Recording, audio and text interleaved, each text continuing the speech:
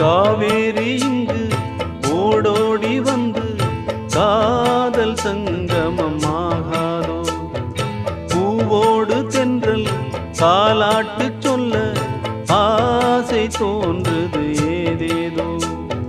பூந்தென்றல் தீயாக வீசாதே, என் ஜீவன் தானாக வாழாதே. நான் என்றும் நீ என்றும் வேறானோ, நிலையாக ஓடாத தேரானோ. அன்பே அன்பே என் இன்பம்